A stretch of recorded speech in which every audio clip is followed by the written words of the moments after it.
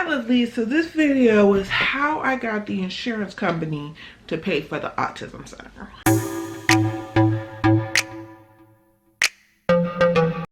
So when I went to visit the autism center, there wasn't a long list. There is definitely a long list now. Ava has been there going on 2 years and we're working on year number 3.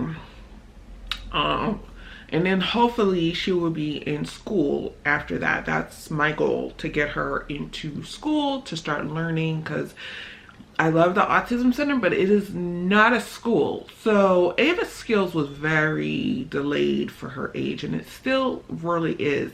So once we found out about the autism center, I ran into an autism mom, and she's like, oh, I don't send my daughter to Boston Public Schools, I send her to the autism center. I'm like, oh, okay.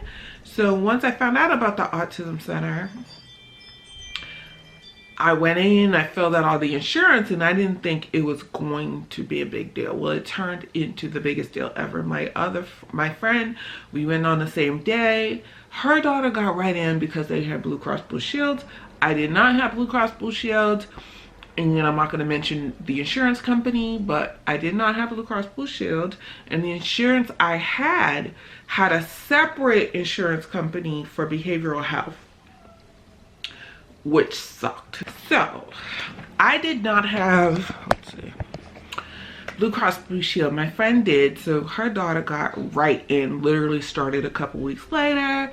And then me and the insurance person, she is my road dog, she turned into being a very good person. I haven't talked to her in over a year, which is actually a good thing, because that means I'm having no insurance issues. So my insurance had a separate insurance company that dealt with all behavioral health. You know how when you get a job and you can pick like which insurance you want?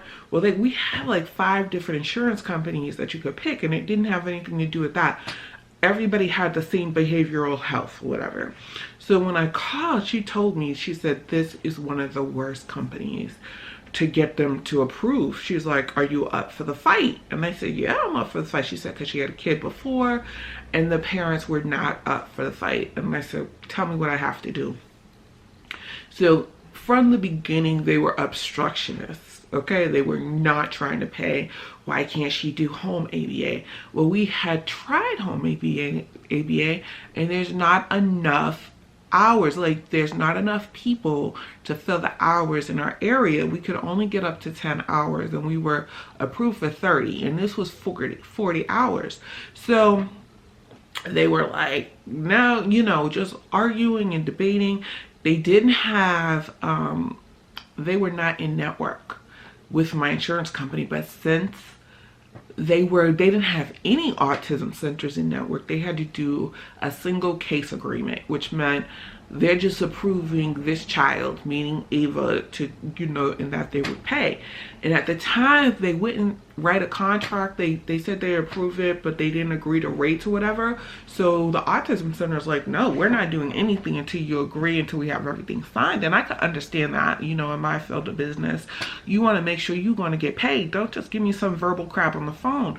So it was going through drama. So then when they finally did the single, oh, wait a minute, they didn't actually do the single case agreement. So they finally agreed to do it, or at least start the process. And then they said it would take 8 weeks. I said eight weeks? Because at first I thought, well, let's back up. First, I put in an claim with the insurance commissioner of Massachusetts first. And that got the ball rolling, because there's a mandate to cover autism. So that got them to like agree that they were going to do it. But then they said it would take 8 weeks. And guess why they said it was going to take 8 weeks? Because somebody had died in the department. I'm like, I feel bad that someone has died in your department, but that has nothing to do with me. And you are not going to deny my child services for 8 weeks or longer until you get your act together or whatever. But every time you got on the phone with the customer service, it was like you were starting all over again. So my aunt had retired from doing customer service at various insurance companies. She was a supervisor.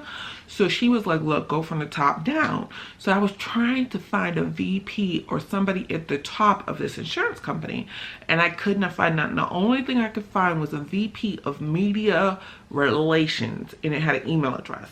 So I emailed her and I said, you know, in the subject line, your particular insurance company restricting autism services from toddler, because she was 3.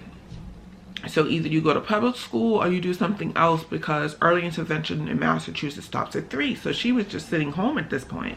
So once I emailed that woman, she got back to me in no less than 10 minutes. And she's like, what's going on? You know, and I talked to her, I told her what was going on. She done cleaned this shit up so bad. And then I reported them to their ombudsman too, because I was like, you know, this is just shoddy the way this is working or whatever. And literally Ava was in the autism center in a matter of weeks. She was approved, everything was set. So at first they said, I talked to the insurance at the autism center, and they was like, it's $30 a day copay. And I said, they told me 20. Well, it's 30, and we're going back and forth and back and forth. So I went back and I was like, look, why can't you get the same information talking to these insurance companies? Like, why you talk to everybody in something different? First you tell me 20, then she tells me 30. You know, what is going on? Why am I paying for this garbage insurance company? So because they messed up so bad, it was $10 a day. She made it so it'd be $10 a day for the year. And later on, the secondary insurance covered the $10. You know, we have a secondary insurance through Massachusetts. So that's another thing. But I was just so disgusted. The process was so hard and so difficult. And I'm arguing with people. Thank God I had such a cool boss at the time. Like, she was going through her own stuff. So she was cool with me being on the phone and handling business. And she was just my road dog. So I appreciate that. And I got it done, and it got into the autism center. So a year later, they changed our insurance. So now we all don't have different, you know, one behavioral health. My behavioral health is under my insurance company.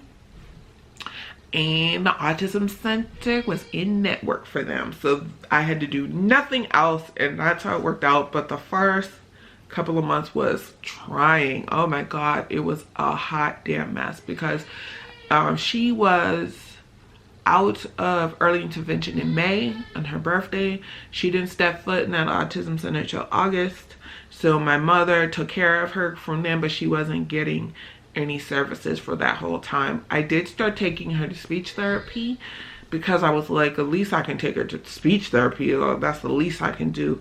But, you know, always being an advocate for your child is not easy in the fight. And I'm always looking like, tell me what to do next.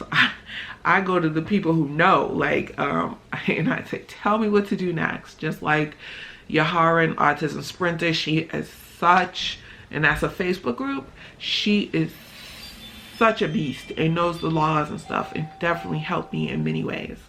Like, comment, subscribe, holla back. Autism, I'm strong. Yeah. Do anything for her, baby. You know that it's so amazing. Yeah. Autism, I'm strong. Every day, autism, I'm strong.